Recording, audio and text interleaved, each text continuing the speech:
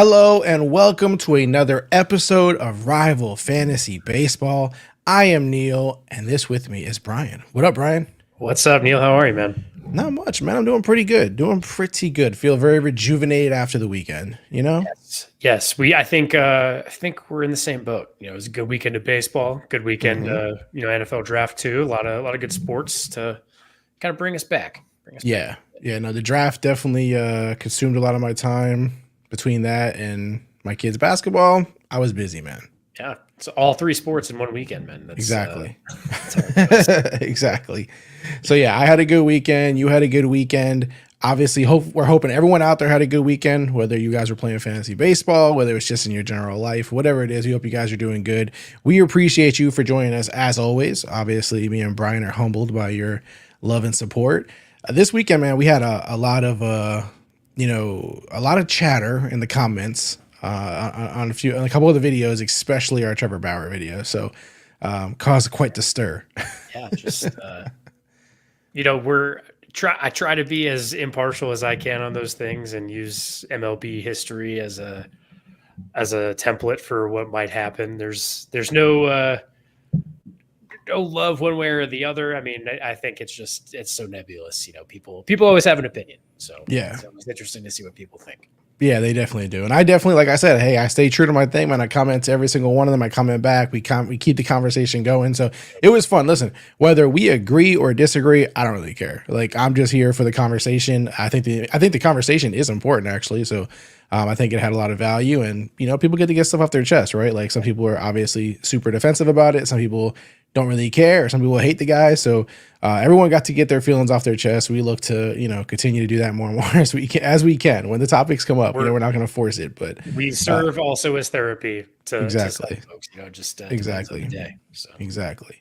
So yeah, so it was good. But other than that, like I said, like you said, good weekend of baseball. We'll go ahead and we might as well, I mean, at this point, start the show in terms of our, opening segment, which is our rivals of the week. We got the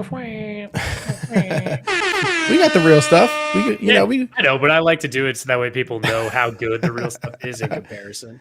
We spent on the big, on the big toys. Neil has got the soundboard. He's a podcast host and producer all in one, which is right. Love him. So. That's right. We got the real sounds. We didn't want Brian to lose his voice. Doing the sound effects all the time. So yeah, I know. Thank you, Neil. I know that's the real reason you did it. Yeah, what a guy. Exactly. So speaking of what a guy, let's start with Anthony Rizzo. Guy had a great week last week. Just crushed it. He saw that 300 home run mark right on the horizon, and he just decided to blow past it this week. So 11 hits, 4 home runs, 7 ribbies. He scored 8 runs too, which is nice. So he on Rival Fantasy, that was good for a total of 97 fantasy points last week, which is really good to see out of a guy who you probably drafted pretty late in your drafts in best ball or in season long. And it's, he's 34, so he's been getting up there. People wondered if, the Cubs, that was it. When he signed with the Yankees the second time around, nobody really knew if he was going to be able to keep it going. And he does this. Like, he's going to ebb and flow, but in that lineup, in that stadium, I think this is not something that we should not expect from Anthony Rizzo moving forward. Yeah. I think he had the most home runs last week, right? Or he tied with somebody for like the most. Yeah, he was up there. He was up there. So just a all-around good week, ton of hits, ton of home runs. So, yeah, definitely, I mean, in fantasy baseball, season long, you were rewarded by him. And if you did happen to use him in any of the other games on Rival, you definitely would have been a happy camper. Sure. Someone on the list, now I didn't use Anthony Rizzo, I'll admit it. I'll be the first to admit it. But someone I did use a ton, and I've been consistently using a ton, is Gunnar Henderson. This man had to be on our list this week. Again, another guy, 8 hits. He didn't get double-digit hits like Anthony Rizzo, but still a ton of RBIs, tons of runs, even got some stolen bases. So, I mean, let's talk about Gunnar for a second, man. I mean, he's just filling up the stat sheet. It's getting absurd. Like, it's like video game numbers from him every week almost. And I saw people chattering. I think he went 0 for either yesterday or Saturday. I don't remember which. And people online were losing their minds. Like, he's not allowed to have one game where he doesn't get a hit. But no, I think Gunnar Henderson is just, I'll say it, I think he might win AL MVP and I know we're super early. Okay. I'll call my shot. I'll take it right now. I've been on the Gunnar Henderson train since like 2021, like in dynasty leagues and stuff. He was on my Devy's squad, taxi squad version, whatever you want to call it. So yeah, the dude is. It sounds like there's maybe even a contract extension already coming. Like they're already starting to talk about it in Baltimore. And so he scored 96 fantasy points on Rival Fantasy, right? So he's putting up those big boy video game numbers. And if you're using him, you're loving every second of it. Yeah. Right behind Rizzo in fantasy points last week on Rival. But I mean, he's been more consistent than Rizzo. So yeah. I mean, it's every week affair with Henderson now. And we'll talk about somebody that you compared him to last week. Yeah, we'll talk about how that aged like milk. Yeah. The next guy on the list here for the hitters is Alec Bohm. I actually spoke about him a couple of weeks ago, saying that, he had a lot of hype in the sports card world. And then, I'm sure those people who have bought into him are happy right now because last week he had 17 hits, bro. That's unheard of. You're averaging more than 2 hits a day. If you're just going, not by game, obviously, by game, it's even more than that on average. But I mean, 8 RBIs, scored 6 runs, good for 92 fantasy points on Rival Fantasy. So, he's one of those guys. I think he's just, he had a very shaky start to his career, as many of these guys do. And, there was worries last year. He would split time with Bryson Stott at third base, and then Alec Bohm just kept hitting, kept producing, and he's doing it again. And he's just a stalwart in that lineup. I think it's easy to forget about him when you have Bryce Harper and Trey Turner and a bunch of these other guys. But Alec Bohm just he gets it done. And again, we've said there's been some issues at third base, injuries and the like. So I think you can kind of just play. Obviously, Alec Bohm was drafted, but in a DFS scenario, he's a guy I think you can constantly rely on. If I was asking you, like, just say next, this week, for example, between Rizzo and Bohm, who would you end up using more in, say, like Rival Fantasy Challenges or Bingo? Who do you trust to like kind of keep up that, not hitting streak, but like that hot, that hot hitting hand? Or do you think one is, less trustworthy going into this week? I think I would probably take Bohm purely because I'll lean Rizzo when the Yankees are playing at home. But I think I would take Bohm kind of just in the vacuum. That's really tough. I think you're kind of splitting hairs just given what they're doing. It also depends what you're looking for, right? If you're just purely in a points league, I think it's kind of a toss up, which this might be an interesting challenge for us to do today. Right. But I think, in a vacuum, probably give me Bohm just because he's going to get you more like base path stuff. He's going to hit more singles. You're not as reliant on the long ball and on the big booms as you are from Rizzo. But I mean, again, splitting hairs. And so just to reinforce my point, right, the Yankees start a 4-game set with the Orioles today. That's not great matchup, but then they go home on Friday to play the Tigers over the weekend. So, I'll probably take Rizzo Friday through Sunday. Gotcha. And then some honorable mentions. Again, we can't get everybody on here. We try our best to, squeeze some extra players in here on the list.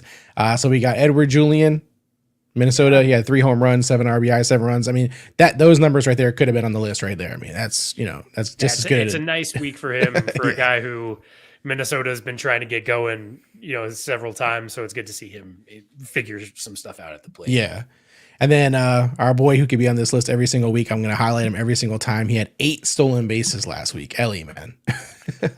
I mean, what more is there to say? He's a video game character putting out video game numbers. Yep, and I'm just going to keep on mentioning him. I'm sure nobody's going to get mad about that in the comments.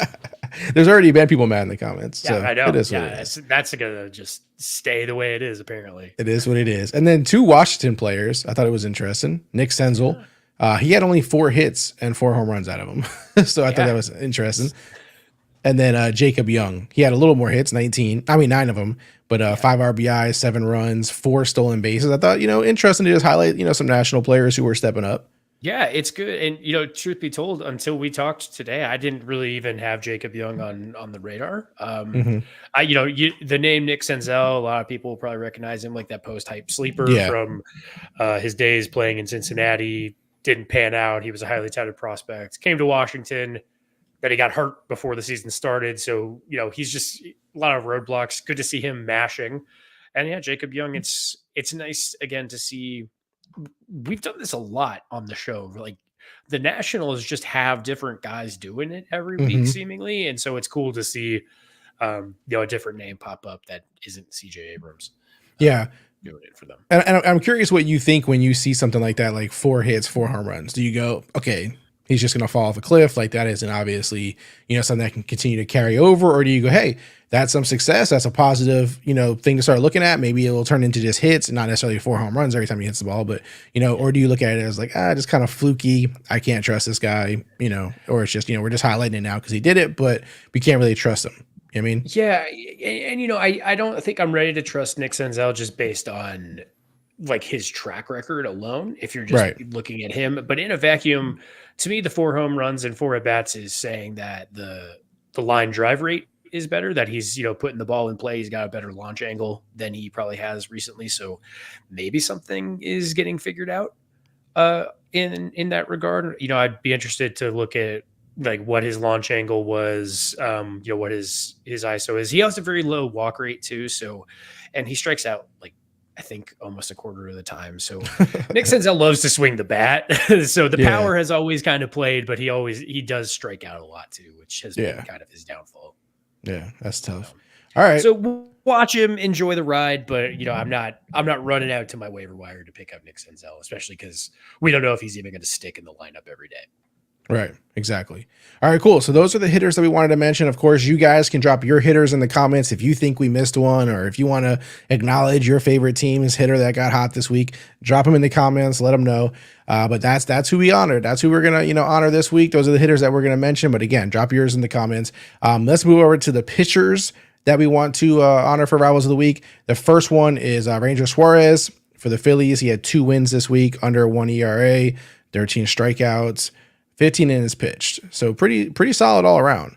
Yeah. It's, we kind of said this last week about Aaron Nola, right? Yep. Like you have Zach Wheeler and then everybody kind of gets lost in the sauce in the Phillies rotation after that. But Suarez I think he was a very popular, like late round pick this year for a lot of people, kind of mid to late if you were punting pitching. Yeah. So that performance that you just mentioned, 2 wins, 0.6 ERA this week, was good for 62.15 fantasy points on Rival Fantasy. So, again, he's a guy I'm taking him probably in every challenge unless they're playing the Braves, right? Like, yeah, it's Ranger Suarez. He goes out there and he gets it done for you. Yeah, can't be mad at it. Cannot be mad at it. The next gentleman, you kind of have, liked him coming into the season. So I'm going to let you, shout this gentleman out. Dude, Tarik Skubal, in the words of one of my favorite sites to look at for baseball news pitchers list, ace is going to ace, man. Like Tarik Skubal is an ace. He's proving it. 0.69 ERA, very nice this week. 2 wins, 15 strikeouts, good for 60.5 fantasy points on Rival. I mean, look, this is what AJ Hinch does. He puts together a staff that is very good at teaching these young pitchers how to use their arsenals properly. Yep. AJ Hinch as a manager was a catcher. So I think I've said this several times, several weeks previously, but I trust in AJ Hinch's management, and it's showing because the Tigers are having a very nice season and Skubal is a big part of that. Yeah, not mad at it. He's looked pretty dominant out there. So shout out to him. And the next one on the list, our number 3 guy is Erick Fedde, White Sox. White Sox pitcher on the list, man. All 6 wins that the White Sox have, they've had some pretty good pitching performances. But no, he got a win this week, sub 2 ERA, 20 strikeouts, which is really, really nice to see. So the stuff is playing. Obviously, people are swinging the bat. I think he went 8 innings against Tampa Bay this weekend, so almost through a complete game. It was really close. His last 2 starts yielded 64.25 fantasy points on Rivals. So, good. Again, we're going to probably see this too with, like, we'll talk in waivers about Garrett Crochet too with, the White Sox there are some bright spots in places that you may not have expected them to be a couple weeks ago. So, good for Erick Fedde to see him he's a name that's always floated around the league for the last few years. So he's getting a little bit of credit finally. Yes, sir. We have a Yankee on the list on the honorable mentions because I didn't want nobody, Yankee fans are going to get mad if we don't mention them. So Carlos Rodon got 1 win this week, 12 strikeouts. Solid, right? Pretty happy about it if you needed the guy. Yeah, he had 8 Ks just in his game on Sunday or Saturday alone. So yeah, the slider, I think that's the pitch he kind of lives and dies by, and the slider was playing this weekend, so people are starting to swing at it. He's starting to get a little bit better command than we saw last season. Yeah, and then another 2-win pitcher this week, Keaton Winn, 2 wins, 11 strikeouts.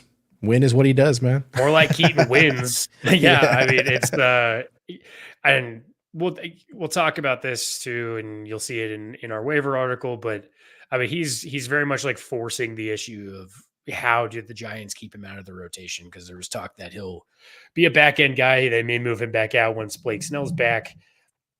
I don't know how you do that at this point. Yeah, he's looked too good to do. Yeah, you love when guys make their case. Yeah, I mean he knows what they want to do, but he ain't gonna make it easy, No. So and he's a young guy, so it's good to the Giants could use some youth and some.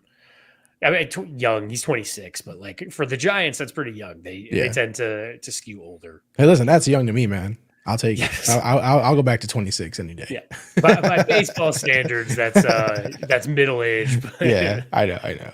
And then just a quick reliever love, Mason Miller for the Athletics, 3 saves this week, 8 strikeouts. I wanted to give a little love. We don't give a lot of love to relievers. I mean, no, what a flamethrower too. And I heard there were some rumors the A's may try to like move him back to starting, and I'm like, why would they even? Don't break it. If it ain't broke, don't fix it. Exactly. I was gonna say the old adage. The old adage: if it ain't broke, don't fix it. In the back end of the bullpen, so let's leave him be and let's see how this goes. Oh man! And again, those are our pitchers. Those are our honorable mentions. Again, if we missed one, if you feel like someone on your team deserved a nod, drop them in the comments. And again, we call these rivals of the week because we're just showing love to some of the players who helped us win, whether you're in season long, whether you're using challenges, bingo, best ball, whatever it is. So these guys are, just an extra nod to like try, maybe use these guys in the upcoming week if you haven't been using one of them, or try them out in your bingo lineups. So that's why we kind of show them a little extra love as well. Not just because what they did for us last week, but maybe, these guys weren't being looked at in some of these different facets that we play at. And so obviously in season long, a lot of these guys are, being paid attention to, but in our other games, you might miss out, you might miss out on using some of these guys. So always worth the extra attention. All right. That's it for rivals. It is time for our news and injuries. Brian, let's jump into a gentleman that you talked about last week. We mentioned your comparison to Gunnar Henderson's start and the fact that you thought the team was going to give him a little longer to, try to figure things out, but they didn't. Yeah, I guess 40 at-bats was the upper limit for Jackson Holliday's his first go in the majors, which, my take spoiled like milk in the sun. I admit it, didn't age well at all. I was trying to be cautiously optimistic, and that didn't work. Yeah. But yes, so Jackson Holliday has been sent to the minors. Now I'm not panicking in best ball. Like, he shouldn't have been drafted as your shortstop one. If you drafted him as that, or your second base one, that was risky in and of itself. So, he's probably on your bench anyway, assuming you haven't been decimated by injuries. So, be patient. I assume give him another, month in the minors. If that long, he'll figure it out and he'll probably be coming back. So, I think he's 20 years old. I mean, he's a kid. He's got time to go and figure it out. And obviously, like we've said, the Orioles don't need him right now, which is a heck of a luxury to have the number 1 pick and not need him. They don't need him right now. And like you said, you shouldn't need him either in your best ball, or, if you drafted him, you were taking a shot as a lottery ticket. You were just hoping that it pays off. And if they send him back down, it shouldn't kill your team, right? I mean, if you did this the right way, it shouldn't be killing you. So, and I mean, if you reached and you took him as like a high end bench player because you were, convinced that he was going to perform immediately, like, I understand, but this is the reality of the situation. I don't think you certainly don't dump him in dynasty leagues or anything like that. No, absolutely not. Of course, but if you need the bench space, you can probably do it in your redraft leagues, but I mean, just I'd hold on to it if you can afford the bench spot. Absolutely. And then another guy who, people had high hopes for, man, like just high expectations. And again, maybe it's just our expectations are out of whack, or maybe, it's just a slow start, whatever the case may be. But Jordan Walker sent to AAA. Yep. Yeah. He was batting 155 before he got sent down. So a lot of these happened early last week, I know, but we're catching you up from last Monday. So I think he got sent down. It was maybe Tuesday or Wednesday, but he was batting 155. His BABIP, he was having a lot of bad luck. Like he was hitting the ball relatively hard, but his hard hit rate was also down from last year too. So, I guess the Cardinals, they're kind of in that limbo of like, we don't know if they're going to be buyers or sellers as the deadline gets closer and closer. Are they going to be able to compete against the Brewers and the Cubs in that division? Hard to say. But when they did the same thing last year, they sent Walker down. He was struggling pretty mightily, and then he came back. He was hitting 277 with 14 home runs in the last about like 95, 97 games last year. Yeah. So, we could see Walker back up sooner rather than later, but he's also a pretty young kid, so he will figure it out. He's a very imposing figure. He's like 6'5", so like yeah.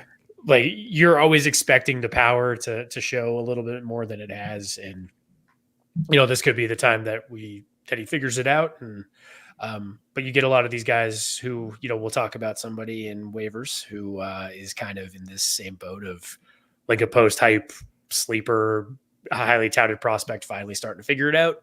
Just got to be patient with some of these young guys, especially in organizations that have a track record of developing these players very well. Right. What do you think about? I seen a MLB Network host, Greg Amsinger, kind of slam the Cardinals, and they're saying like he said that I want to see him fail hitting second and third, and it's frustrating the way the Cardinals have handled it. Like, how much when you see situations like this do you put on like the team, and do you just put on like just the player? Like it's just not happening. I mean, yeah, I think in this instance you can do both. I think it is the Cardinals in recent years, I don't know, it feels like something is going on internally where it's like they're not the Cardinals that we've always come to expect as like the gold standard of MLB franchises. Right. I don't know if that's because, I mean, we could go back as far as like Tony La Russa, but like it feels like Ollie Marmol is a fine manager, but he's just like not what the Cardinals need.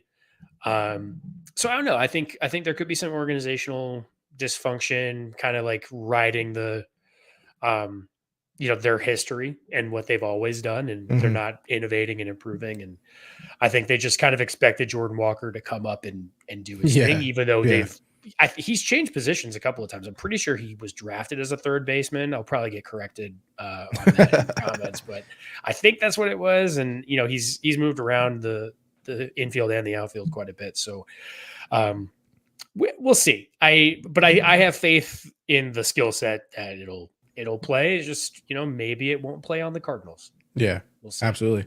Yeah, we've seen it happen a million times that way. So we'll see how it plays out. Shout out to Jackson Holliday and Jordan Walker. Hopefully that, reset down there helps them out. So we'll see.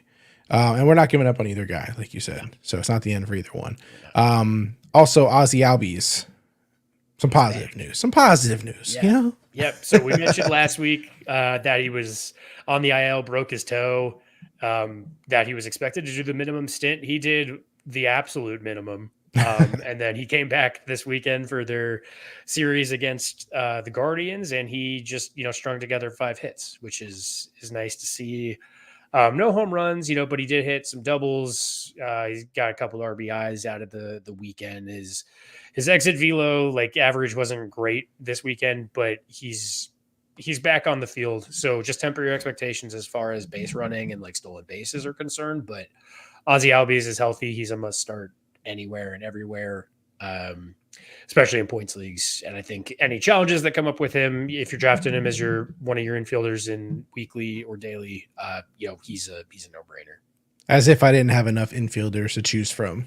Yeah. In best ball, the blessing of the riches. Exactly. It's like the Orioles, we keep saying it, the rich get richer. So. Absolutely. And then the last thing is some injuries. Not some, there's a lot of injuries. We could take these however you want. We can run through them, or we could take some time on certain players if you want. But we'll start Cody Bellinger, fractured rib. That sucks. I used him a lot in best ball. Not gonna lie. Yeah, especially in that Cubs lineup. Sucks to see that. But on the flip side, they got to call up one of their top prospects, Crow-Armstrong, who Neil, was traded to them from the Mets. From the Mets, which we talked about last week, how some of these teams just seem to be feeder teams for others. But yeah, he hit his first big league hit, which happened to be a home run. So like PCA is gonna probably stick around if the power plays up and it sticks.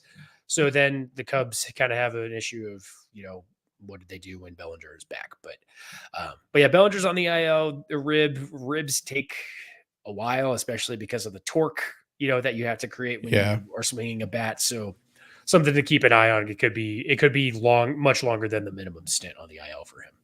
Yeah, no, I agree. And he is a guy that, when we were doing the season long best ball early in the year, you were drafting him. You got some shares, and I started sniping you to get some shares too. But yeah, you were on him, pretty heavy. So again, some of these guys are working out early and they pan out, and hopefully he can, make it pan out. Like I think some guys struggle. So we'll just see, if PCA can get it done, man, in the time that he has. We'll see. So. Blake Snell, 15-day IL, sucks, but this is kind of the thing. Yep, same injury he's had before. He's had it twice before. Supposedly it's an adductor strain, so supposedly they caught it early.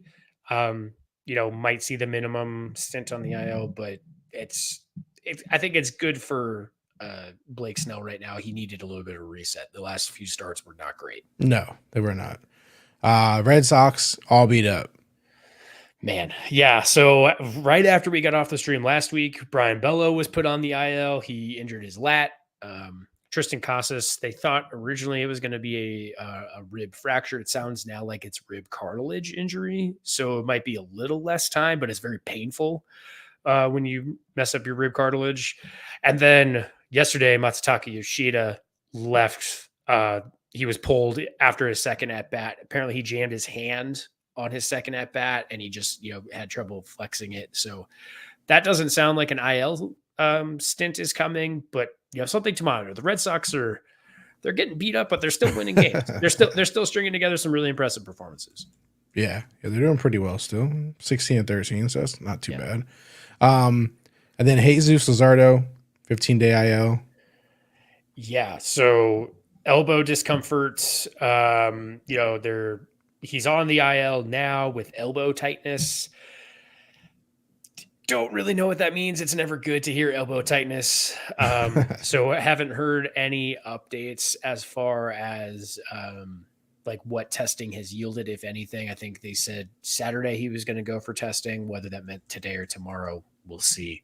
But just bad news for Lazardo. He's had flashes of being really, really great as a lefty ace, and the Marlins just they can't catch another break. Yep, I was just gonna say that. The punches keep coming for the Marlins. Yeah, I mean they're not playing well as a team, and they keep getting injured pitchers, and then also if you think about the fact that they may potentially try to trade someone like him in the future, and now this is not going to help that. So Yeah, because there were talks that he was, probably the biggest piece for them for the upcoming deadline for this year. So, if these testing and these images don't come back positively, now the Marlins are looking at selling guys like Brian De La Cruz, maybe Jazz if people are into what Jazz is doing. But yeah, they just cannot catch a break in Miami. Yeah. Merril Kelly, another 15-day IL. Yep. Shoulder strain, which is a bummer because, the Diamondbacks they're also really getting beat up. But yeah, Kelly's got a shoulder strain. I haven't heard much else. I say this like I'm some MLB insider. It's just, I'm not for anyone who's wondering, but anything I've read, it sounds like it's, this could be a little bit longer. It's a teres major strain. So that's like I won't do the anatomy lesson, but it's the muscle that connects like your shoulder blade to the back of your shoulder. So it's like behind your armpit kind of. So when it's where pitchers, they're extending a lot out of that muscle and in that motion. So could be much longer, probably like a 4 to 6 week thing if I was guessing based on what little anatomy I know. Yeah. We are not doctors. I am not. Hashtag not a doctor. And then pitching ace Zach Gallen left the game against the Mariners with an injury. Yes. Yeah. So apparently he pulled his hammy. He says it's not serious. He says he plans to pitch his next turn this week.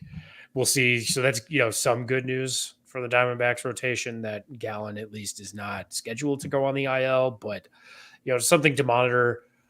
I might steer away from him this week just to make sure that the next start does go off without a hitch instead of getting caught, holding the bag. Yeah. But yeah, just again, a lot of these pitchers are taking their lumps and it's starting to show.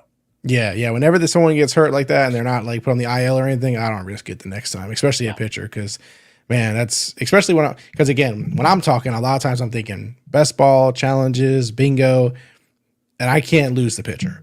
You know what I mean? Like, yeah, especially in a daily particular. Like if you got one shot at your pitcher, don't risk it. Avoid the injury. Avoid the guys who are banged up. Go with the less flashy, but maybe a little more solid name in this instance. Absolutely. And then just some quick hits. My boy Cody Senga facing live batters this week. Some positive news. Yep. The Mets' best pitcher in my eyes, of course. So that's a positive. Craig Kimbrell left the game. Yeah, back tightness. So no update yet, right? Not sure. No update that I've seen. So just something to monitor if you're relying on him for saves or holds. Yeah, and then Tyler O'Neill, which is a good thing, returned, played good. Yep, especially again with the Red Sox having a lot of injuries to their lineup. It's good to get who looks like he might be the best version of himself. Like Tyler O'Neill is just mashing constantly. Yeah, and he was playing pretty well before he got hurt too. He was. So. And, thankfully it was just I say just a concussion, but in baseball it's a little bit easier to bounce back from a concussion than it is in football. So good to see that, and hopefully he keeps that up. Yeah, so those are the big injury news. We did talk about Pete Crow-Armstrong's first home run, so shout out to him. Anthony Rizzo, we've talked about in the opening of the show, but we didn't mention. Oh, you did mention it, that he had his 300th home run. So both of those things we talked about. Joey Loperfido, did I pronounce that right? Yep, Joey Loperfido. Hey, shout out to me. Listen, that is the one thing on this show that I cannot do well. I cannot pronounce all the names the best. And there's a lot of names. There's a lot of news that we are trying to sort through for the people. Sometimes we're going to mess up names. Yeah. Sometimes we're going to mess up pronunciations. Sometimes we're going to misspeak about certain things. And man, there is so many players in baseball. Yeah. And players get called up every week. It's like someone's called up new and this guy's from over here. And it's like, man, I can't get them all right every single time. And then we're on the show, we're live. It's not like we're sitting here editing and deleting and refixing as we say things wrong. So we're just talking and things, come out the wrong way sometimes. But I'm sure shout out. Some of you hear me clacking away when I'm trying to look up stuff on like Baseball Savant or Fangraphs. Like we are doing this live. And again, shout out to the viewers who corrected me. I have no problem being held accountable for it. So just don't be a jerk about it. Yeah, exactly. Like, you're gonna come. Like that's fine. Do it. But. Just correct me. That's it. Yeah. And the last thing, the damn uniforms, man. These freaking uniforms are finally being fixed. Players have complained about them. Fans have complained about them. Nobody liked them, and here we are. Something is being done about it. Yeah. So supposedly, the latest that the changes will be made will be by the start of next MLB season. Hopefully, much earlier. For anyone who hasn't paid attention or has just kind of completely looked past it, the uniforms are pretty much see-through. They can't hold up to like sweat and or sliding. There's a great GIF. I think it was last week or 2 weeks ago of Riley Green sliding into home plate, and the entire like side of his left pant leg just separating at the seam, just completely opening.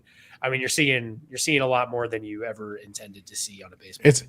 It's always eye-opening, shocking, whatever you want to call it, when a huge, gigantic brand and organizations and they fumble something like this. It's just like, how do you make this mistake? You know what I mean? And then how do you double down? Like, I don't want Michael Rubin coming for me on Twitter because he's vicious, but like the CEO of Fanatics like doubled down on the uniforms a few weeks ago. It was like, they're fine. They're going to be seen as an improvement in a few years.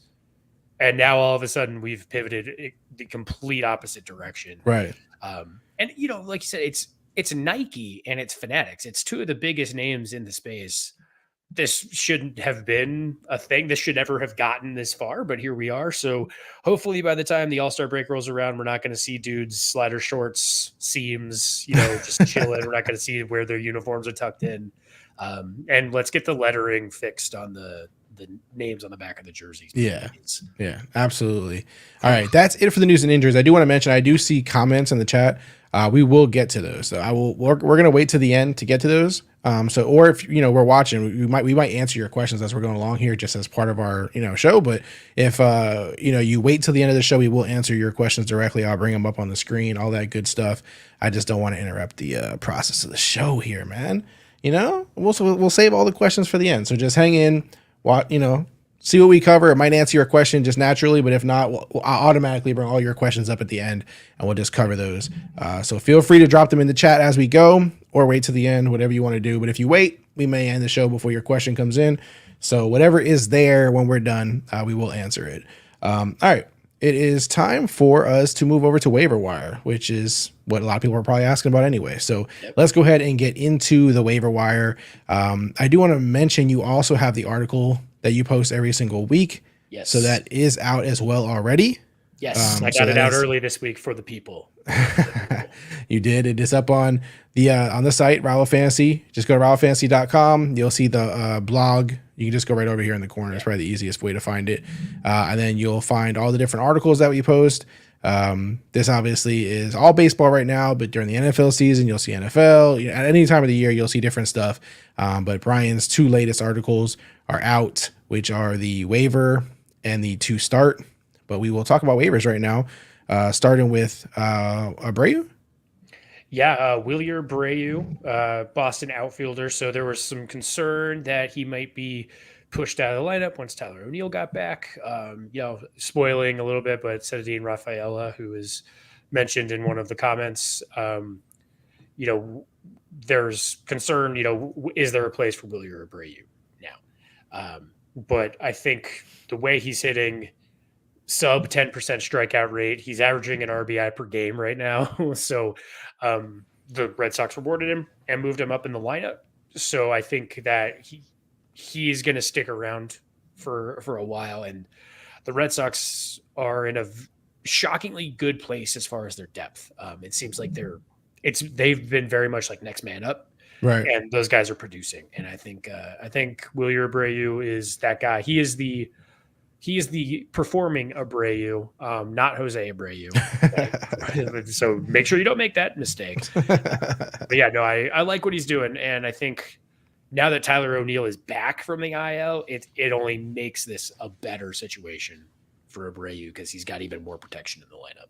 Yeah, and it's important. I mean, like you said, we just mentioned all the injuries that Boston is dealing with, and as a fan of a team, right? Like this is what you want to see. You want to see that your team has built the depth on your team around these kind of situations. So when things like this happen, they can continue to play at a high level. You know what I mean? So shout out to Boston for that. Next guy on the list, Joey. I'm sure I'm going to mess this up. Loperfido. Yep, Joey Loperfido. So we mentioned it quickly in our headlines, but yeah. This is, and I know, like, please go ahead and roast me for being a Homer and Astros fan. Like, I get it. It's like, that's fine.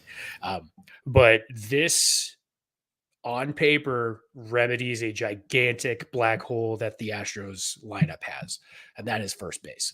So Loperfido came up as an outfielder with some second base pedigree.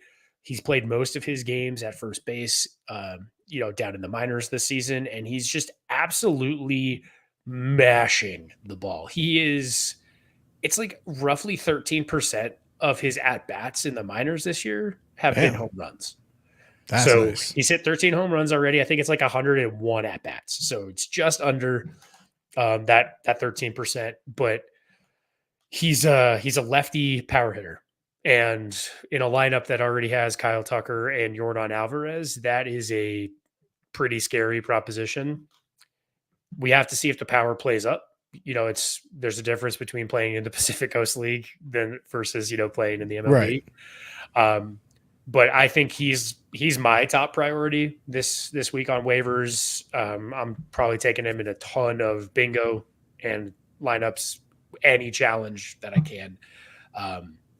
He's going to strike out. Okay. So in points leagues, like know that he's going to have a decently high strikeout rate. That's going to be part of the learning curve. But when he connects, that power is going to be pretty nice. And if you get 3 power hitting lefties in the lineup back to back to back, because I could see Loperfido playing up to the 5th spot pretty quick.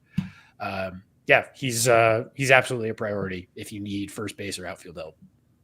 All right, perfect. And the last guy, kind of shocking. Kind of shocking that we're saying this, and we don't want to jinx anything, but Jo Adell. Yeah, I think it's finally happening, guys. I think we finally did it. So Joe, as I alluded to earlier, kind of a post-type sleeper, was very highly touted. He was a top pick by the Angels 5 or so years ago, or longer than that, but he's been in the league that long, and he is finally starting to show signs of life. His hard hit rate is up to almost 52%, and his BABIP is 375. So what that basically translates to for non-stat heads is when he's putting the ball in play, good things are happening. So he's making contact, he's putting the ball in play, and he's getting on base. So it also, Jo Adell is very fast. I don't know if you guys have watched him run on the base paths, but the dude can move. Yeah, I mean, and that was part of the problem, right? Is he couldn't get on the base. Yes, he couldn't get on base, and so you couldn't see his full skill set.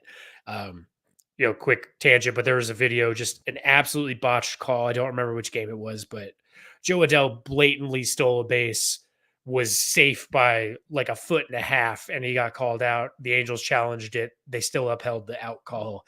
Just awful. We'll get into MLB umpires later on in a different episode, but so I think, I like Jo Adell. I think he's worth the lottery ticket. He was starting in a platoon. He then, as soon as he got to be in the starting lineup consistently, that's when he started doing these things. So let's enjoy the ride while it's hot, and ride the hot hand. Yeah, and a couple of things to mention. I mean, one, the Angels can use some good news, right? Like this, we talked about this in the past, that they've had it rough. And then, and two, I mean, again, 25 years old, breaking out now potentially. And this is why we say don't give up on guys, right? Like, and this is why we say you're not 25, 26 isn't necessarily old. Because I mean, the guy could start right now and have a great career still. You know what I mean? So this isn't like Devontae Parker in the NFL, right? Right. It's very different when you have 17 games to break out versus you have 162. Like Jo Adell has the pedigree and he's got the skill set. And like you said, the Angels need guys who can play. They need guys who can provide sparks to that lineup. So hopefully, it's Jo Adell time in LA. Yeah, absolutely. Some honorable mentions. Luis Garcia, another Washington National. Yep. Shout out to him. Another one. Mark Hanna, another former Met. Yeah.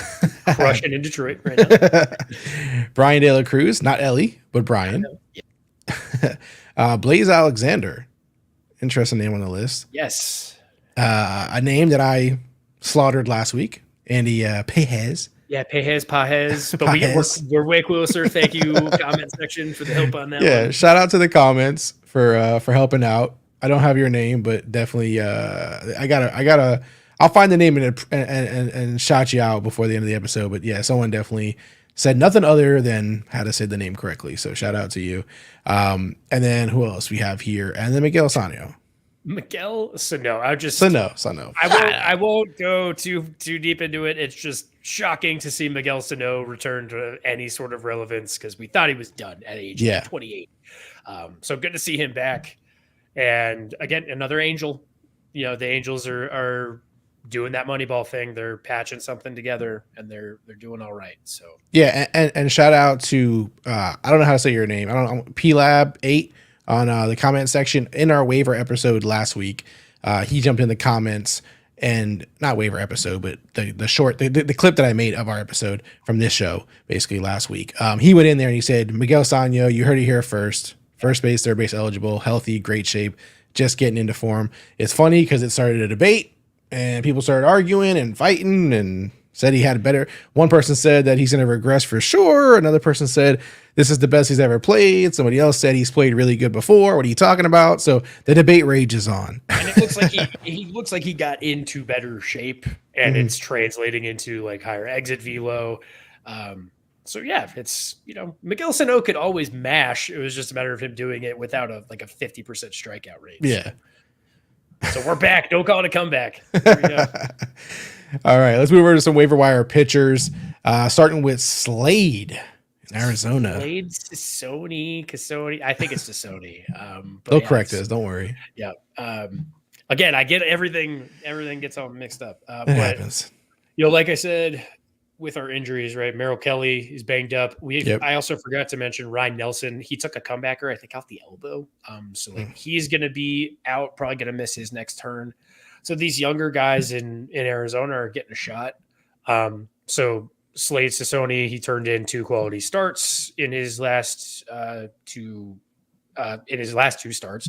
And again, like, those injuries are going to open up some opportunities, and we know the Arizona lineup can support these starting pitchers. So I like Slade, and I like picking guys who play for good teams.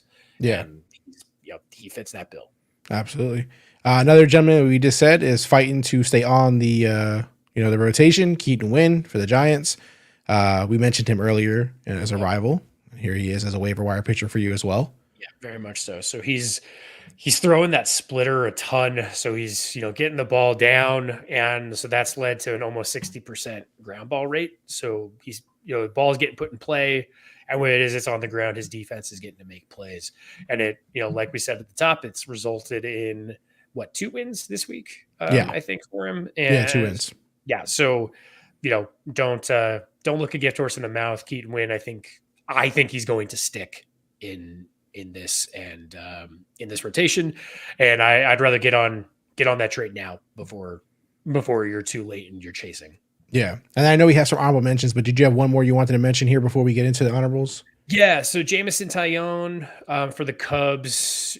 And he's mentioned in my waiver article and in the 2-star pitchers, because he does pitch tonight. So just anybody who needs a 2-star pitcher. But he added a sweeper to his pitch mix. And so he's starting to look pretty comfortable. He's only thrown 1 game, but he held the Astros to 1 earned run in 5 2/3. So, again, the Cubs, I just like teams that are performing well. You ride them while they're hot. And I think Tyone, he's always had the ability to be a stud. I'm not going to call him an ace by any stretch, but he looks really good in that first start. And I think he's worth an ad and speculatively watching this week. Absolutely. And while you give us some honorable mentions, and again, I'll just remind the viewers that the article has names that we haven't spoke about yet. You go more in depth on all the players on there. I think that might give us some mentions. I think I might have to update the blog page to reflect our most recent ones. Oh yeah, we can take care of that. But yeah, you guys will see it up there, the week 6 ones, because for us this is week 6 now. Yeah, I got you. So some honorable mentions in the pitching world. So Simeon Wood Richardson for the Twins. They need a back end of the rotation guy. He's put together some really nice pitching performances so far. I can't give you off the top, but I think it was he had 6 strikeouts over the weekend, so he's got like a K per 9 up to 9. But he only gave up 2 runs against the White Sox after he got into some jams, so I like him. Bryce Elder for the Braves, we like him just because they need a guy who can stick, and they continually give him a shot. So Bryce Elder, I think, is nice. And then Paul Skeens, keep your eye on it. It's a when, not an if for the Pirates. So I think once he gets stretched out, you start seeing him throw 4 2/3, 5 innings in the minors. I think that's probably when we're going to see him get the call. Yeah. All right, cool. And again, the site is updated now, so you guys are good to go if you go check it out. The articles are fresh and ready for you. All right, so I think that covers all the waivers. What we can do is, you want to look at some of the comments now before we jump into the challenges? I think so. I think this is the time. Let's do that. Let's do that. So if you have questions, if you have comments, if you have anything you want to say, let us know. Drop them in the comments now. I'm going to go ahead and pull each one of them up on the screen, shout you guys out, and of course, we'll discuss whatever you say. So let's go ahead and do that now. I'm going to start from the top, just so we give everyone a fair chance here. Michael Mendez. Sup, guys? Shout out to you, Michael. Appreciate you for watching and dropping a comment. He says, in a 12-team league, picked up Payez, Rafaela, and Abreu, wondering if I should drop one of them for Adele, Rizzo, India, or D. Hayes. Man, that's tough, man. Yeah, and we just spoke up. Yeah, we just spoke up a lot of these guys. So, Yeah.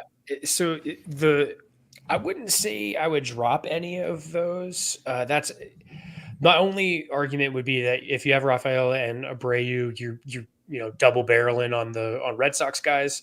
So I mean, it also depends on what kind of positional help you need. Like if you can't start Adele because of this, right? I don't know if you're in a 3 outfield or a 5 outfield league. So that also would kind of dictate 3 outfielder league. Good looking at 3 outfielder league. Thank you, Michael. So, yeah, I don't know if I would drop any of these guys. I'd see what you have on your bench, because Paez is starting every game. So I'm not going to get rid of him. Jonathan India, I like Jonathan India, but he's so streaky that he's kind of scaring the crap out of me. So maybe Rafaela, if I'm gonna drop anybody for Adele or Rizzo, those would probably be the 2 that I would stick with. Rafaela, he has struggled recently. I know. And do you like one more than the other? Like, do you like the veteran Rizzo, who's he's done it, been here, done that, or would you take the chance on a guy like Adele, who we're hoping has finally broken out? You know what I mean? Yeah, I take Rizzo purely because it's cats. I would probably do that because I think he's not going to strike out as much, and he's going to get you probably a little more pop. But Adele, if you need like steals upside and you need runs, then Adele is probably where I would go out of those 2. All right, cool. Hope that helped, Michael. If you have any other questions, feel free to drop them. We appreciate you for watching. We also still have challenges coming up. Bingo. We're going to do a best ball draft. So stick around. Don't bounce, guys. Once you get your questions answered, we got plenty more for you. Mr. Awaken Up said thoughts on Torres rest of the season. We kind of spoke about him in the beginning of the show, but what do you want? What did we miss? Or if he missed it, what do you want to throw out there, Brian? So I think which Torres are we talking about? Because there's a few. I don't know. I'm going to assume Glaber is who we're talking about. We actually didn't speak about it. We didn't speak about. I'm confusing him with Rizzo. Yeah, I think we didn't speak about Torres. Yeah. Yeah. So if we're talking Glaber Torres, man, he started really hot, and he's been kind of streaky. He's always streaky though, right? So I think there are better options at second base. But I'm not ready to abandon ship, because in this lineup, there's always potential for Torres to be getting RBIs.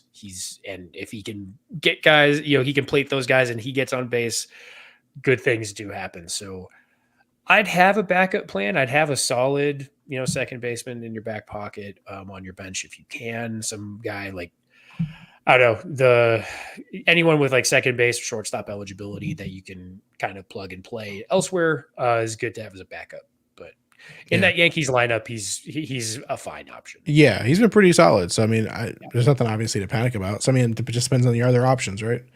And also, Michael said, "Appreciate it, guys. No problem, sir. No problem. We appreciate you more than you know."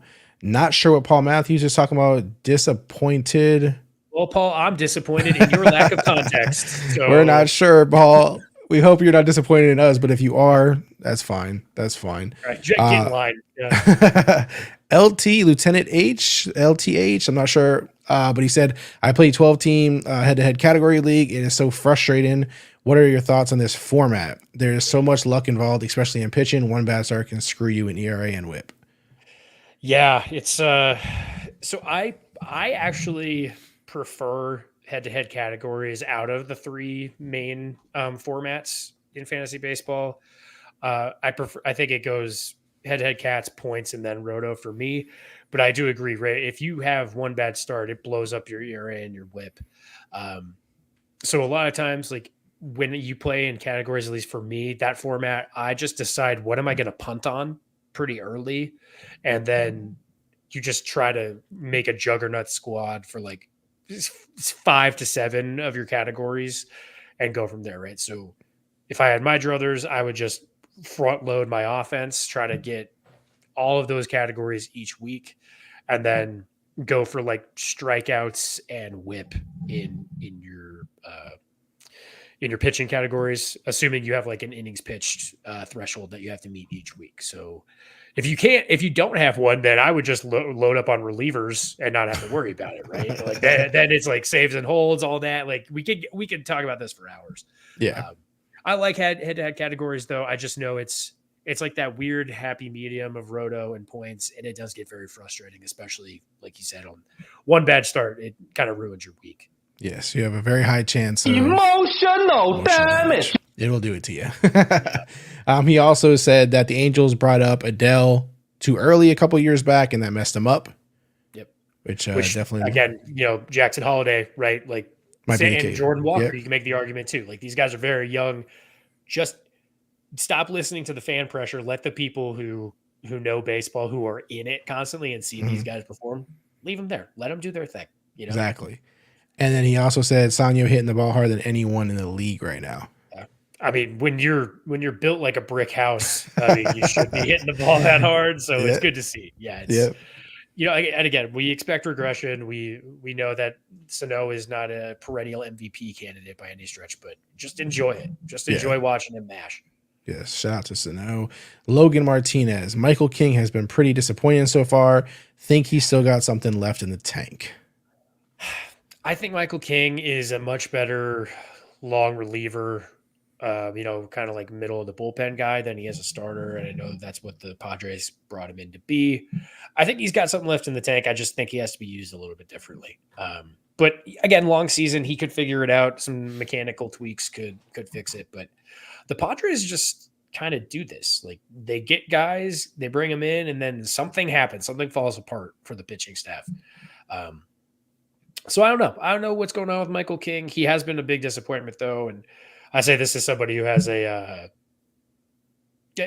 quite a few shares of him in best ball. It's been a letdown so far. Yeah, I know you said earlier in the season that he didn't find his rhythm, and he was searching mechanically out there. So I don't know if that's still the case, how he feels, but I know like a while back that's what he said to start the season. And they did travel to Korea to start the season. And I know like that shouldn't matter now, but that does throw off the end of spring training. They lost a week. That could have been when he got his mechanics right, and he didn't. So just ride out the storm. If he doesn't get it right by like June, the next few starts, then I think we can probably start hitting the panic button and pivoting away. Yeah. It's one of those things where, like, if you really trusted a guy, why did you trust him? And should you give up this quick? You know what I mean? So it's like, you seen something, and now, do you want to bail this quick? So it's up to you. But, definitely a case-by-case basis. Logan Martinez also says Ian Turnbull return to the bullpen would also be tragic given his start so far. Yeah, it's another one of those, like, I don't know how the Phillies can justify it if they do, because he has been a really, really good starter. I think this is crazy coming from me because I feel like I recommend Christopher Sanchez every week for a 2-start pitcher, but I would so much rather Sanchez go to the bullpen and Turnbull stick, especially, he's a vet. He's been in these high leverage situations before. So let him go, let him do his thing, because it's working right now. So don't mess with the juju. Yep. Don't fix it if it ain't broken. And let's see. I got that one. Michael Mendez also said, have Correa injured. Any recommendations for shortstop replacement from waivers? Arcia, Rafael Gresham, West Castro. Okay. Lots of names. What do you think, Brian? Yeah, out of those, I would go Arcia for now. Throw Grissom on the back of your bench. I believe he's starting his rehab assignment today, but if it's not today, it's this week. So I think Grissom will be the better player for the season as far as offensive production, but Arcia right now with Correa on the shelf, I would take Arcia and then hold on for Grissom to come back. Willie Castro, though, I mean, he always performs. He's always like, he's just there. He's just like a solid dude. Arcia probably going to score more runs because he was hitting at the top of the Braves lineup, not anymore with Albies back, but better lineup. So go Arcia and then Grissom, then Castro. Yeah. Yeah, RC is making some plays out there, not just hitting the ball. Just Oh man, the glove is yeah. the glove has always played. Yeah, so he's doing well. Tim Corwin, Kierstead or Loper Fido, and Brian. So, don't be biased. No, and here's what I will say. So the Orioles brought up Kierstead, and then he played Tuesday last week, and then he didn't play the rest of the week, right? So he is going to be a platoon guy. They're going to work him in pretty slowly, which is annoying because that's the opposite of what they did with Holliday, but whatever. Even though Kierstead had a better like production profile in the minors. So I'm going to go with Loperfido purely because the Houston lineup needs him so badly that he will get thrown in immediately. I would be shocked if he is not batting fifth or sixth tonight when they play. I would genuinely be surprised. I will eat my words if that's wrong. If they start him in the 8-hole, fine. But like, I don't know how you hit guys like Chas McCormick, or I don't even think you can hit Jeremy Pena over him right now. So it comes down to like, is it him or Yanier Diaz hitting fifth? I really do think that's what it boils down to. Yeah, that's hard to ignore his power, man. But also both, if you have the room on your team, like don't drop Kierstead. Yeah. But I would go Loperfido in a vacuum. Gotcha. And then again, LTH, Lieutenant H. Any word on Paul Skeens? Hopefully they won't pull Super 2 on him and call him up in June. Thanks again for all the work and content. Yeah, so thank you. Appreciate that. Yep, absolutely. Thank you. So guys. what I will say, I haven't read anything new about him as of this week. He did go 4 1/3 in his last start on the 24th. So I don't know if it's like Super 2 on him, if they're trying to do the quad A thing. I genuinely think they are concerned of the injury risk of when he comes up and he tries to throw all the gas that he can throw. So I would be surprised if he gets 2 starts where he hits 5 innings pitched in the minors, which I could see those being his next 2 starts. I think he gets called up after that. So I think, unfortunately it might be looking at a June call up just because they are trying to manage his workload more efficiently, which, for longevity wise, I will give the Pirates props. They're not trying to rush him. Yeah. So, I would be shocked if he wasn't up before the break though. It's funny because we talk about the prospects and we're like, don't rush them up because you never know how it's going to play out. And then we're like, we want to see Paul Skeens rush them up. You know what I mean? Like one where it's like, you can't win. We want to eat it too. We want these guys to pitch for 20 years. We want them to be Nolan Ryan, but we also want to see them be 23 years old and throwing absolute gas. Exactly. So, I think Skeens is like 21, but like your point remains. Like we want to see these young dudes throwing absolute heaters. Exactly.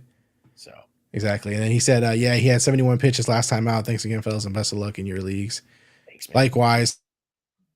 To everybody who's watching live, or they watch the replays, or they just comment, or whatever the case is, or you're following on social, you're subscribed on YouTube, we appreciate it greatly. Trust me, there's no one out there more who appreciates your guys' support, whether it's just jumping into live, whether it's commenting on videos that are out that aren't live, or just subscribing, liking the video. Like all of it means the world to us. We do this for you guys, and so your support or your interaction, we want to hear from you. We want to help you. Whatever it is, we're not like just trying to disregard you or ignore you. Like you guys are a key to what we're doing. So we appreciate the support more than you understand. All right, so it feels like that's it for the comments right now. Let's jump over into let's start with challenges. I would say I think challenges is the best place for us to start. Let's do this, man. Let me get it up on the screen though. Let me bring it on the screen, Brian. We got some good challenges out there.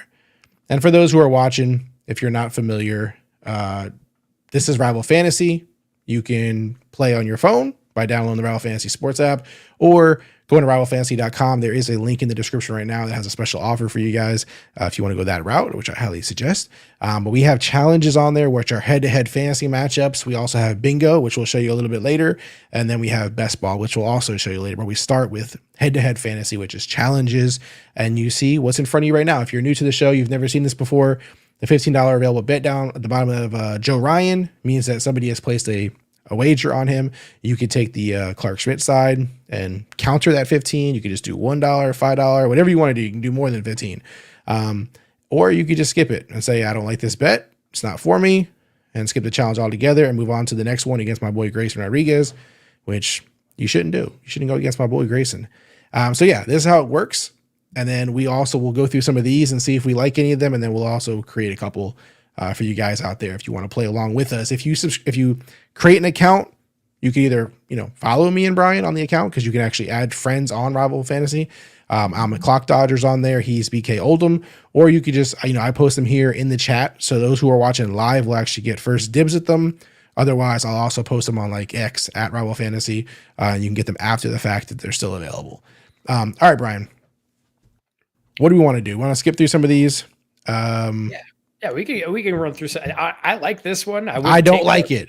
I do not like taking Clark Schmidt over my boy Grayson. But see, this one I may take Joe Boyle just because the Athletics have been like sneaky competitive, but these are tough, right? Because they're based on the projected fantasy points. So right. And again, if you're not familiar, you haven't been watching the show, or you're just not up on things, you want to just double check. You can see the very nice waiver. I mean, very, very nice player card that we have here. It'll show you their recent play. It'll show you recent news, all that kind of stuff. So if you're not sure, you want a last minute check before you either accept a challenge or, agree to put money down on one of them on your own. You can see how a player has been performing, who he's going to be pitching against in case you're not sure, all that good stuff. You can also favorite players. That way you could just look through your favorites. But so on this one, Brian, you said you think you're down to take this challenge? Yeah, I'd throw a buck on Joe Boyle. All right. And that's, again, you don't have to go all five. Like Brian said, you could go a buck and just, get a little skin in the game, but not necessarily be amped up about it.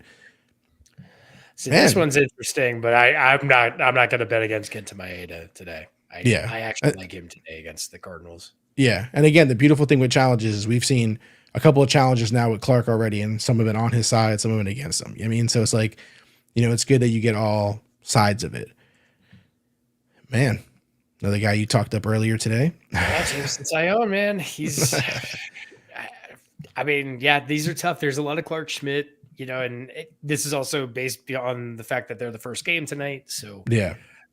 But yeah, see this one, that's a smash on Grayson Rodriguez for me. Yeah. Even against the Yankees. Yeah. I agree. The stuff plays out.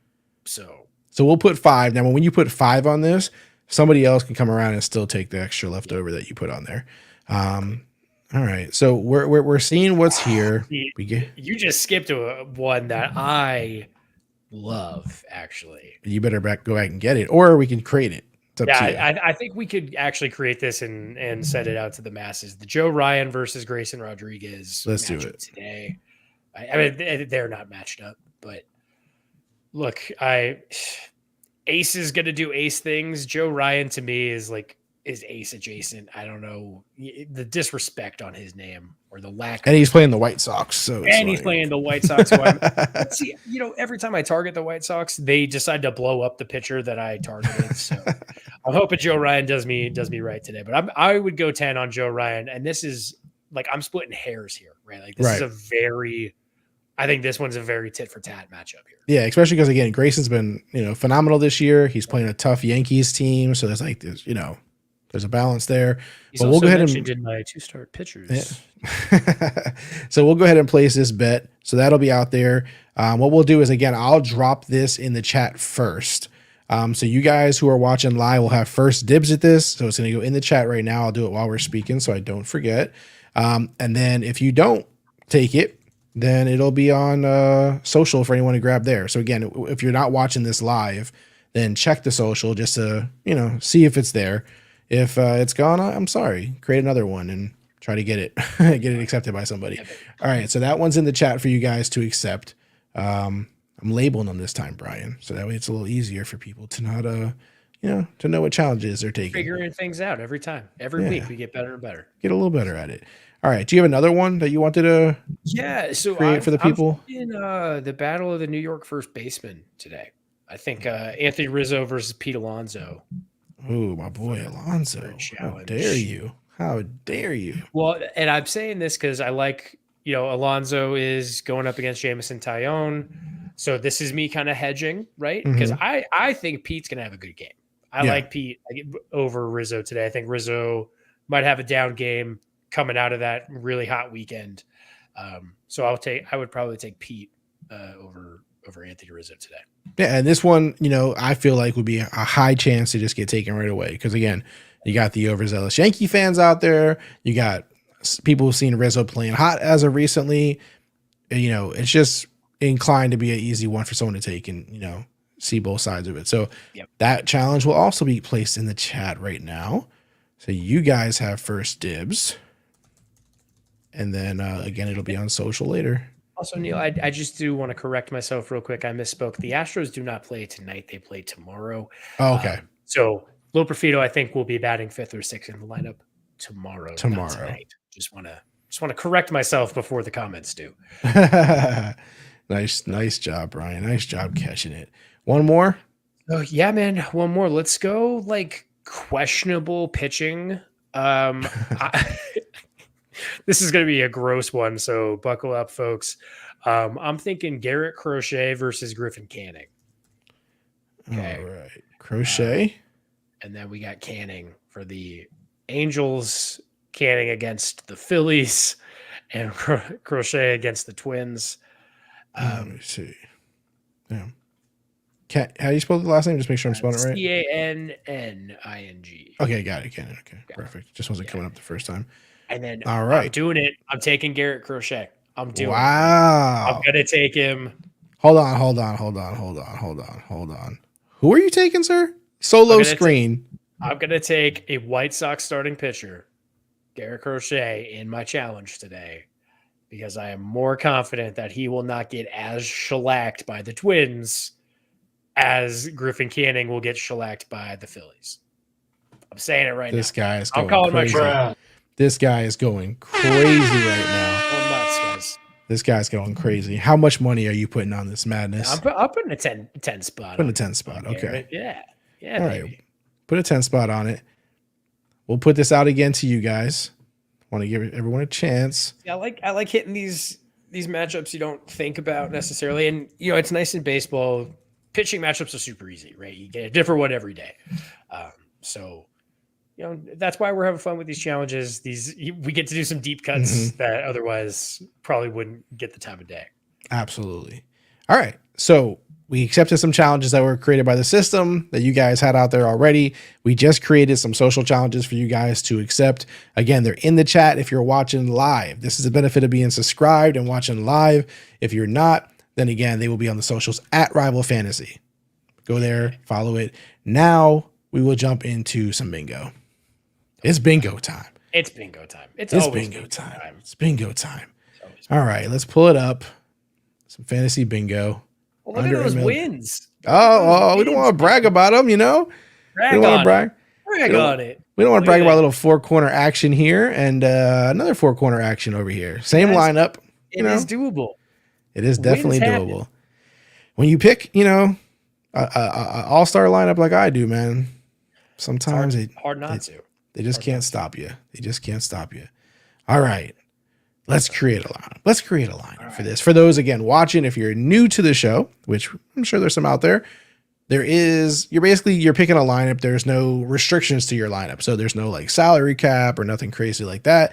You're basically just filling in these roster positions that you see in front of you. And then bingo cards will be generated, and you're hoping that you either hit 4 in a corner, like you just seen my wins from last week on there, or you're hitting 5 in a row in any certain direction, and you'll win a percentage of the pot, depending on if you're the only winner or how you won, all this kind of good stuff, which you'll find that information on the page. Again, a lot of fun. Only place you can play it is at Rival Fantasy, and it's $1 per card, so very low barrier to entry. Yes. Let's set this up, man. Can I get my boy Luis Severino on here, man? Yeah, I think I actually love Severino as a... Okay, good. Severino. Severino. Listen, let's just get him on there. That's my pick. That's my pitcher pick. You pick one now. All right. I'm going to go with Jake Irvin for the Washington Nationals against the Miami Marlins tonight. You seen those hot hitters in Washington, and you think they're going to back up the boy. I hope so, man. I hope so. Not mad at it. And then we need one more pitcher. We could either go a pitcher we've already used in other stuff, or we could try something different. Yeah, I mean, we haven't talked much about him, but Nick Lodolo has had a pretty he's been pretty nice since he's been back. So My best ball guy today. Yeah, I'm a big fan of him. And I know, it wasn't like a great showing against the Phillies, but like it's the Phillies. So yeah. All right, some infielders. Let's get some infielders. So, yeah, I guess, do we go shortstop like we have been the last few weeks? I mean, that's my move. That's my move. Yeah. So, I mean, I think, if I'm picking anybody, Gunnar is in every stinking lineup. I mean, until he stops, he's the man. So, and then do you want to play kind of simple and go Mookie, or do you want to get? I think let's go chalk on the infield today. Let's do that. Mookie. All right, then we need some outfielders. Yeah, outfield. See, outfield has been a challenge to pick for. It has. Where the guys who are supposed to perform aren't performing. They're not doing what they're supposed to. Yeah, Juan Soto's been decent, but like other than that, it's been kind of tough. Trout's been decent. So, I think Connor Joe, man, I like Connor Joe today. I think he's been leading off for the Pirates a lot, and against Oakland, it's a good matchup. You could do worse. You could do worse than Connor Joe. And again, the achievements that we get on the card, we never know what they're going to be. So we don't. You're going to find that out once you have submitted. So it's you're building a DFS lineup based on skill with the hopes that you get the achievements that most cater towards you. Exactly. So it's not like, oh, who's going to smash a home run? Let me just get him in the lineup, because you never know which guy, which way you're going to go. So, which is why I kind of like Brian De La Cruz as well, because he's got that he can mash, but he can also strike out a lot. We don't really know what he's going to do.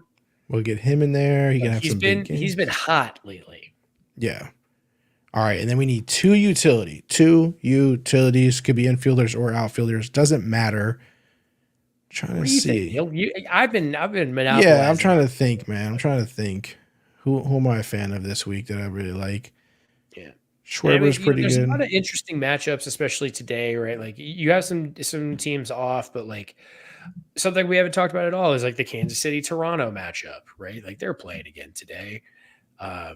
So do we want guys in those lineups? We haven't really talked about the Dodgers going into Arizona. That's a pretty good offensive matchup, I think. Yeah.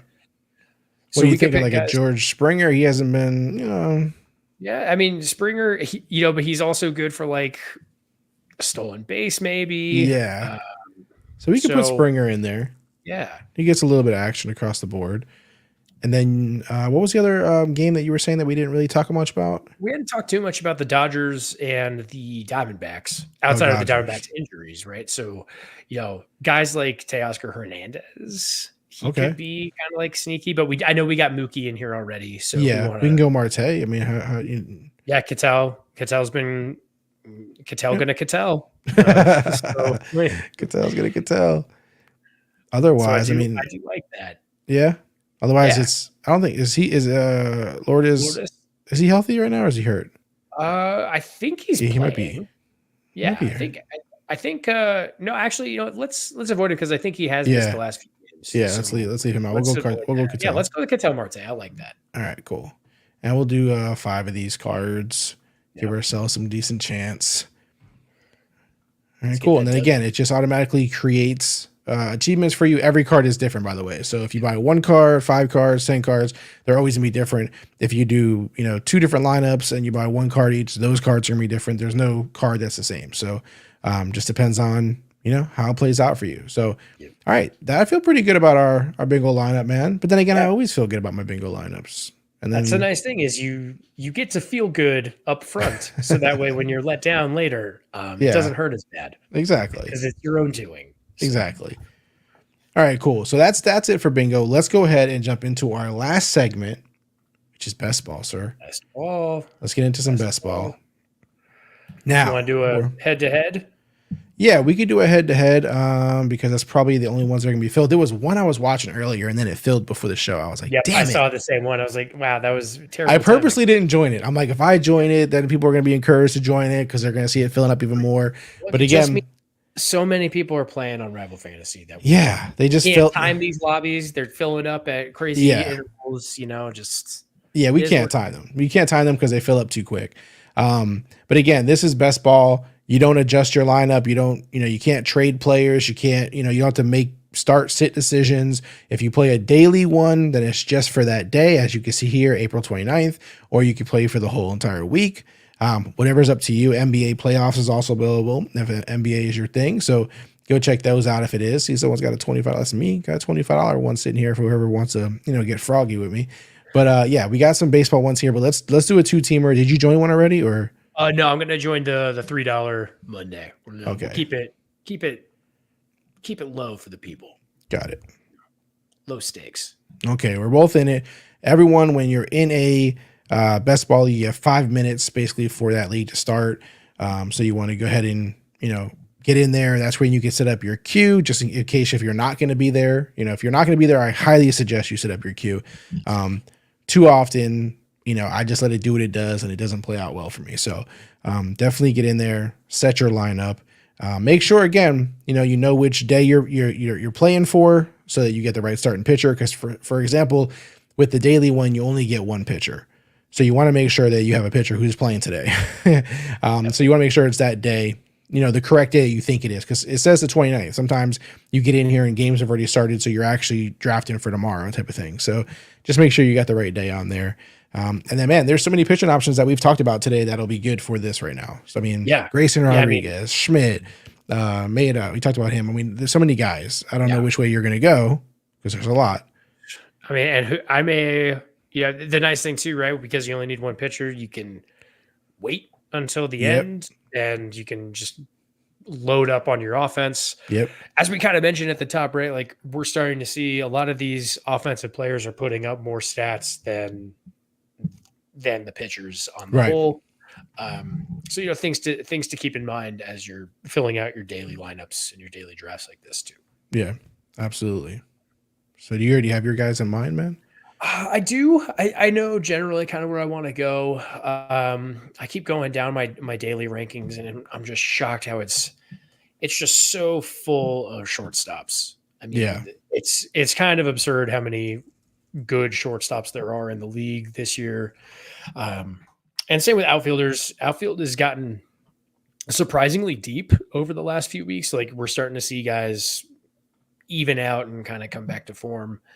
And that's not even to mention the guys who are out with injury. Right. Like, say, a Suzuki, who I think I had in our bingo lineup like 2 weeks ago, and then he got hurt, or he was put on the IL like that same day and stuff like that, right?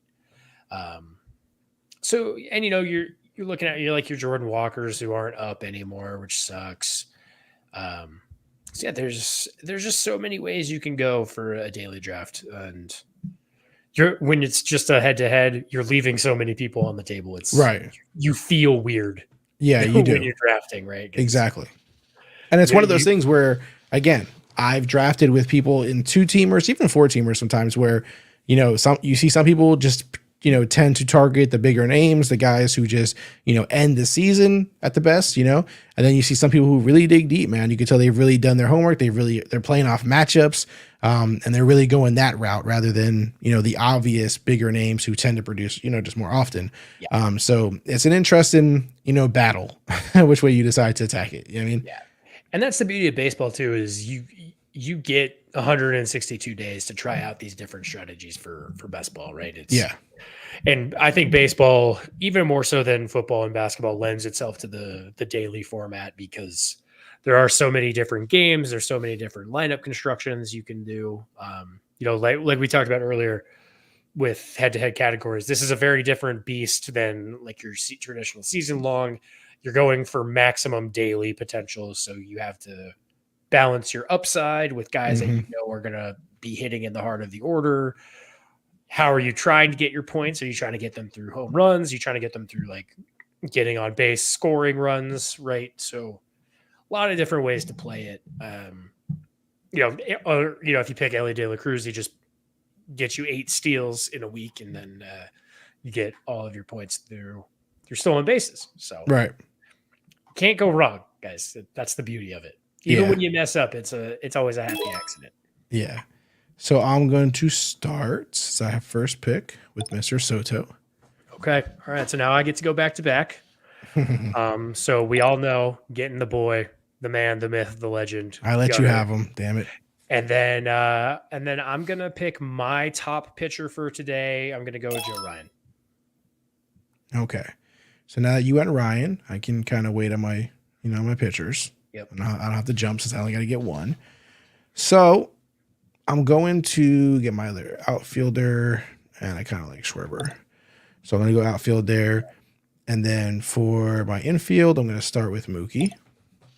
Yeah, that's a good pick. I was pretty close. If Mookie had fallen to me here, I would have taken him.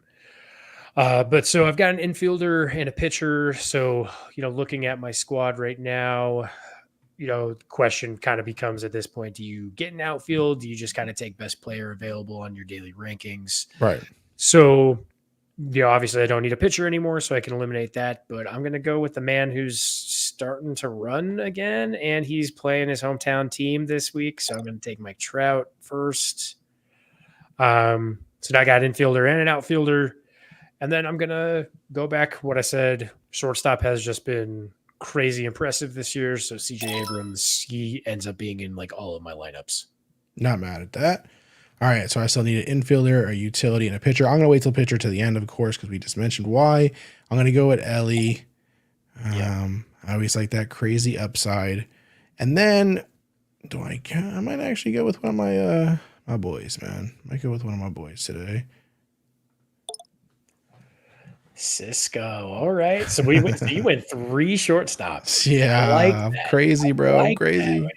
So I'm going to go kind of deep into the outfield rankings, guys who have been, kind of left for dead. But I'm going to take Cedric Mullins because they are playing the Yankees this week, and he's always hyper competitive, and he's just been on a tear. So I got that Mullins Henderson stack. And then I'm going to take a guy on another team that I've been very impressed by. I'm going to take Riley Green for the Tigers. All right. And now I get to end it with a pitcher. And I'm going to go. Grayson. Nope. Nick Lodolo. Mix it up a little bit. Mix it up a little bit. No, I like that pick today. I think it's, I think the Pirates have been really nice, but it's they do have an exploitable lineup at parts. Yeah. So I wanted to mix it up a little bit. I will have Grayson in some lineups, but also I got Juan Soto. I don't want to have Grayson getting beat up by Juan Soto or Juan Soto being killed by Grayson. So I kind of switched it up a little bit. Yeah. Meanwhile, I just like shortstops and center fielders. So here's hoping the speed pays off. Yeah, exactly. So I ended up with Mookie, Lindor, Soto, Schwarber, De La Cruz, Lodolo. And you can go to the stand-ins. We can see that, of course, I'm projected higher than Brian because I'm better than Brian. He picked Gunnar, Abrams, Trout. I picked Trout in a lot of leagues too. Mullins, Green, and Joe Ryan, his ace. So we'll see how this plays out. Again, this was a daily. So this is just for today. We'll know by the end of the day how we did, Brian. Yep. So this is shout out. going to be a good matchup. I'm excited to see how this one pans out. Yeah, I'm excited about it as well. All right. So, damn. This is a fantastic episode, man. We covered everything from our rivals of the week to the news and injuries of the week to waivers to everything we could think about. Now, again, you can always go to the website, rivalfantasy.com, to find Brian's articles, which you also have a 2-star pitchers article up, right, that we did not talk about. Yep, so they can go there for that. I've added some new stuff telling you like who's starting on Monday for their first start, who's starting on Tuesday. So if you don't get to use those guys today, you can capitalize on the Tuesday, Sunday projected. And please keep in mind, they are projections. These things change as the week goes on. So do double check me on that work if you are reading it later in the week. Yeah, absolutely. Go check those out. And then, of course, again, as I mentioned all episode long, subscribe to the show if you haven't subscribed. We really appreciate, the outpouring of support that we've been getting. We guys, glad to hear that you guys are finding the show entertaining, the discussions, conversation worthy, and the advice helpful. Go to @RivalFantasy on Instagram, X, TikTok, whatever your social platform of choice to get more of our content, of course, and jump in more discussions. And then, of course, just subscribe to the channel, download the app, or play on desktop, whatever you prefer. But either way, there's a link in the description for you to take advantage of for when you first sign up and make your first deposit. And of course, shout out to everyone in the chat today. We appreciate you guys. We love the live interaction. If you missed the live and you're watching this after the fact, drop your comment or your thought in the comments below. Everything gets answered, everything gets responded to, because we love you guys and we appreciate you guys. Brian, anything else before we wrap this bad boy up?